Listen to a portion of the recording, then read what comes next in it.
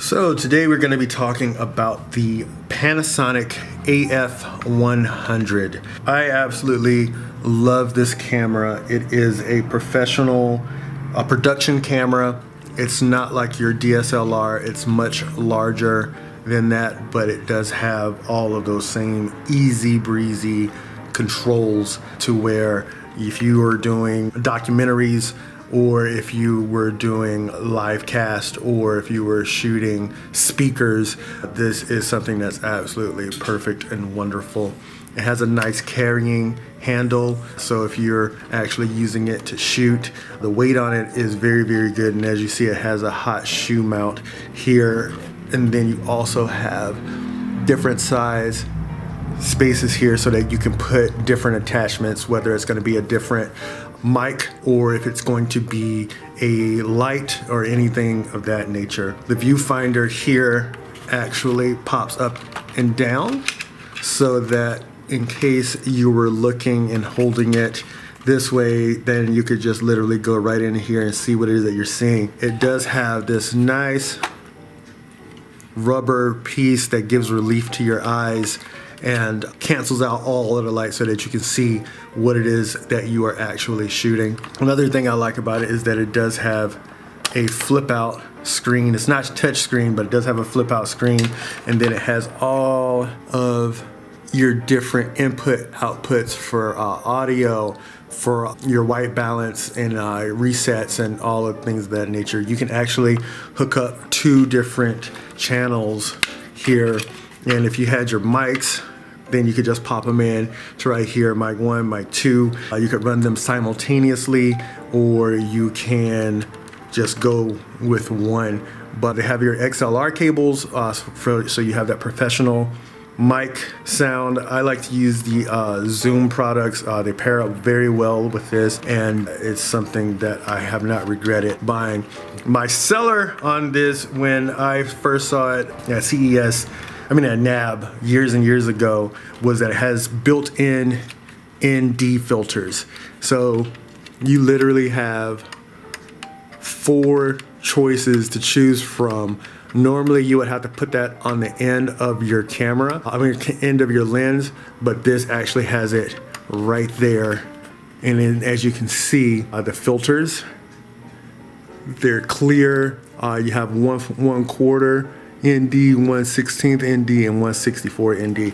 And that's something that I use all the time. Absolutely wonderfully love it. And if you're gonna use it like a camcorder, it has this nice strap here and it fits in your hand perfect, and everything is here.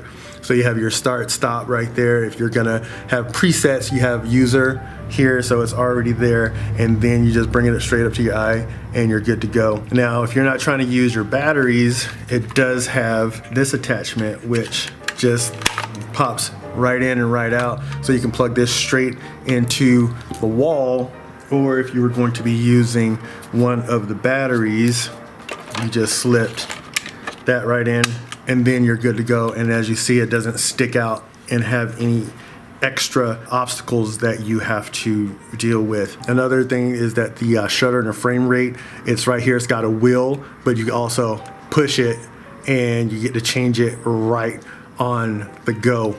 Another selling point that I had that I love with this is that it's an SD card or SDXC, but it does shoot at AV-CHD.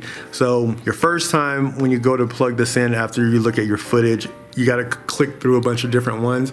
That's one of the menus that I don't like, but that's afterwards. But getting the footage in here is perfect. Now you can actually hold 2 SD cards, and especially if you're doing like a long shoot, it just automatically goes from one to the other without skipping a beat. And you can get it set up to where, let's say you want it every 5 minutes to be a file. And so when you look at it on the screen, you can either look at it all in one, or it'll be file 1, file 2, file 3, and that'd be in 5-minute increments.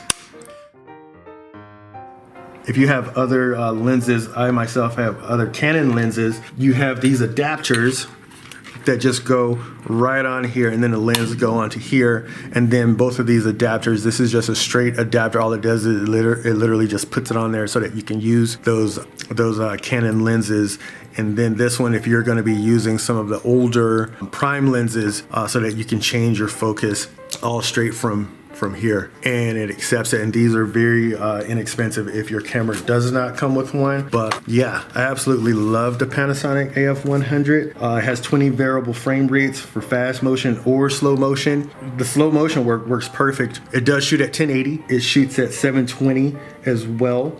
You have variable frame rates from 24p, 30p, and 25p, which is in 1080. But when you get to 720, you can go to 60p or 50p, depending on what your needs are. The sound on this is good, but I do use separate sound. And if you're shooting something that's going to be professional, most of the time you're shooting separate sound anyway. And that's something else that I absolutely love about it. It's uncompressed at 422 and 8-bit HD SDI output. Back here, these are pretty much sealed up. Very much so. So you have your different outputs and inputs, and for your listening pleasures as you're shooting, so you can monitor sound, you can just put that right in there. And this is all very much built well. You have a USB outlet and then HDMI in case you're trying to hook it to a monitor. So it does have a camera remote. I've never used the camera remote, so I can't instruct you on that. But yeah, Panasonic AF100.